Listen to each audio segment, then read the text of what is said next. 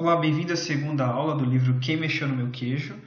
Na primeira aula a gente analisou um pouco do que se trata a história, quem são os personagens, que são os dois ratinhos e os dois seres humanos que vivem no labirinto em busca do queijo, qual é a diferença de pensamento entre eles dois, enfim.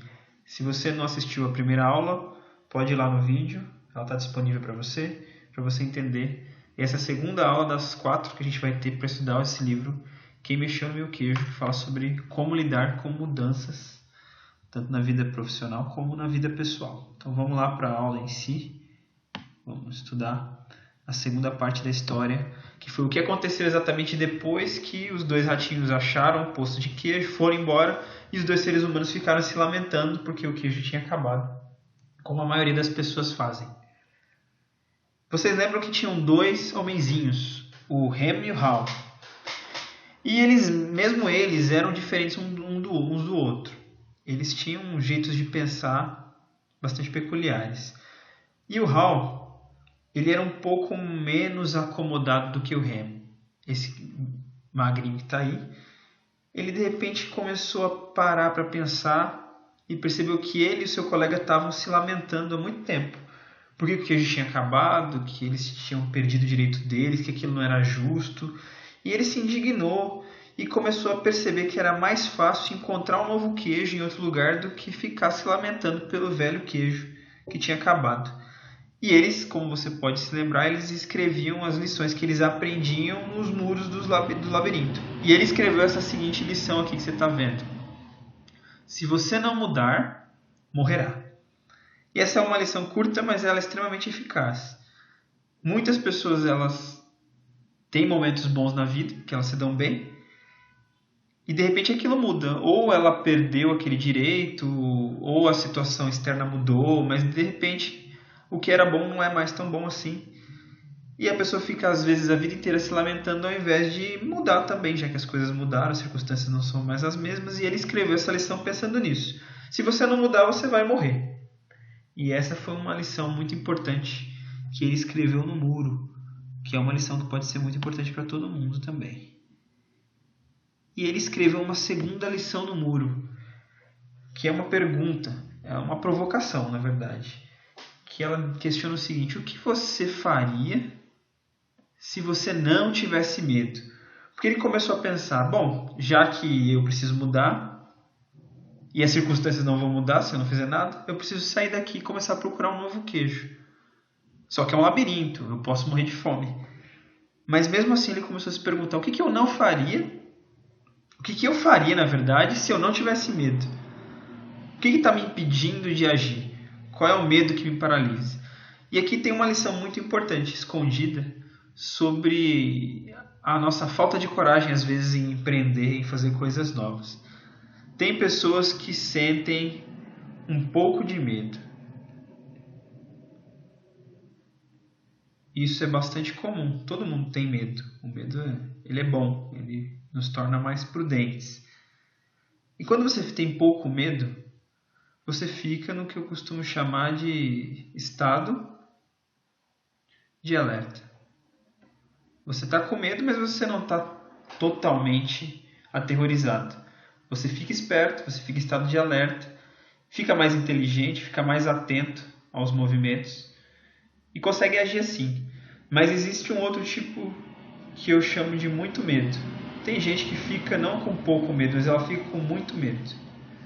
E quando a pessoa fica com muito medo, ela fica paralisada. Então, ter muito medo é paralisante. E não é só a quantidade de medo que é a diferença aqui de um para o outro. Porque você, quando está em estado de alerta, você tem coragem de buscar coisas novas. Quando você está com muito medo, você fica paralisado. E ele começou a perceber que ele estava com muito medo.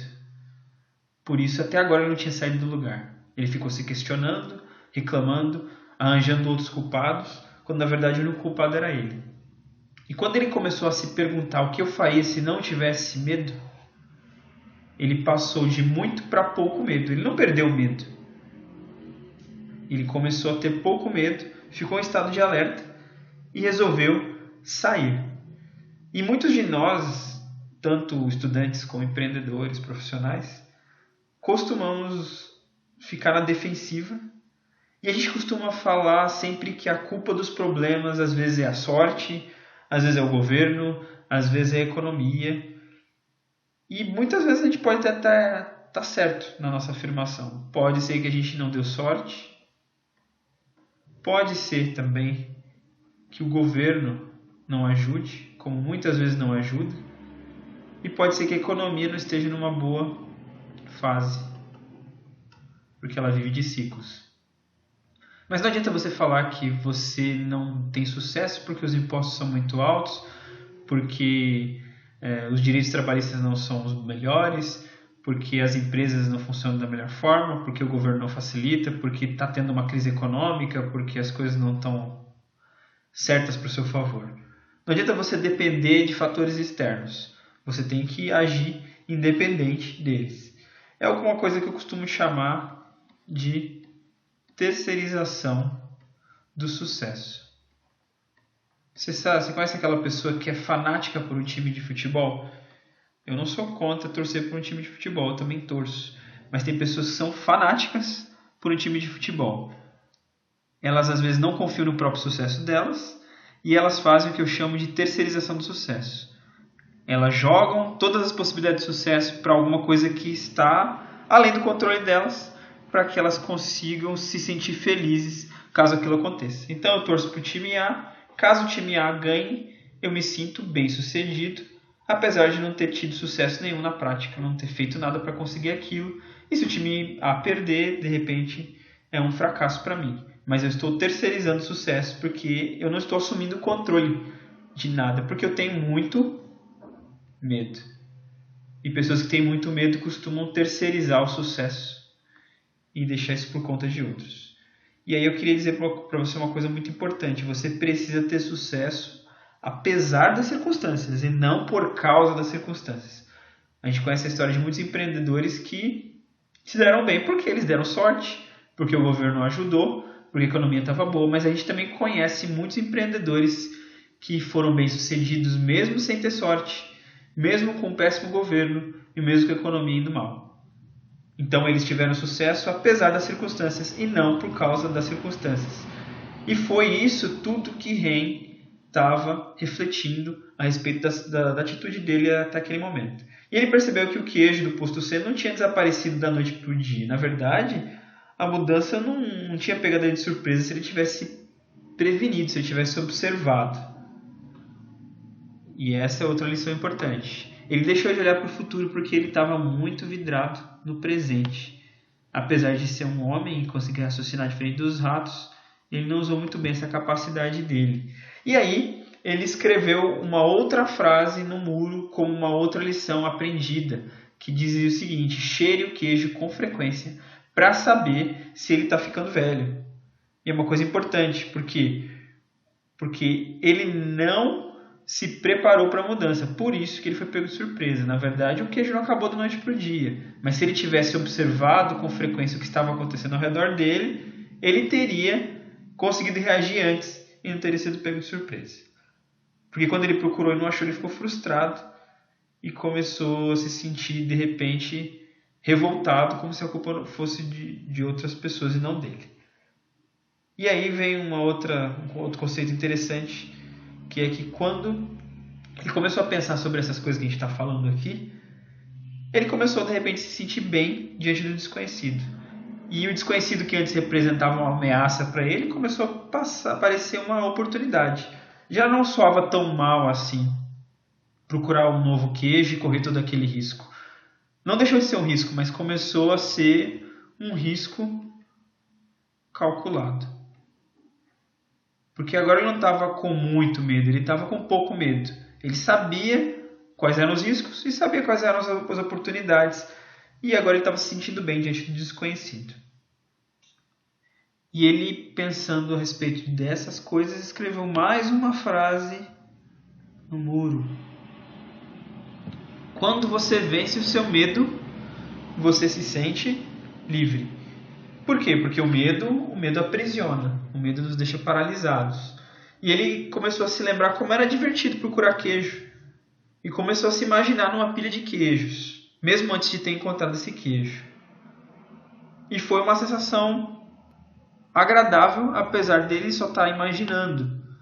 E ele escreveu mais uma frase que dizia o seguinte: me imaginar saboreando um novo queijo antes mesmo de encontrá-lo me conduz a ele.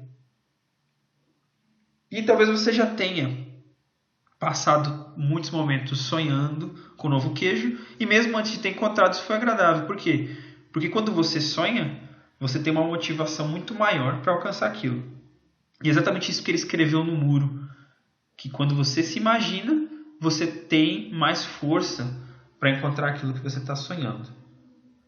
Porque é diferente quando você pensa no que você poderia ganhar versus o que você está perdendo. E na verdade ele pensou assim: na verdade eu estou parado aqui, eu já estou perdendo o queijo. E ele começou a pensar no que ele poderia ganhar. Ele poderia ganhar esse novo queijo ao invés de ficar reclamando. E ele resolveu sair em busca do novo queijo. Tentou convencer seu amigo, mas seu amigo não quis. Então ele foi sozinho. E no caminho ele até achou alguns pedaços de queijo e se fortaleceu, se alimentou. Não era um posto cheio de queijo como ele tinha achado antes, mas pelo menos ele conseguiu seguir sua jornada. E ele começou a se lembrar que se ele tivesse saído antes, talvez ele teria encontrado muito mais.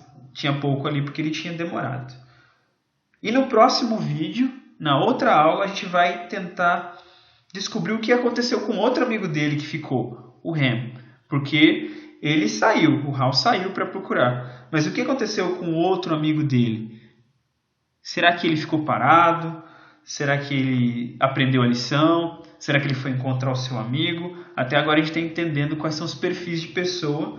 E no próximo vídeo, no terceiro, a gente vai descobrir e estudar um pouco mais o comportamento do outro amigo dele, o Ham. Até o próximo vídeo.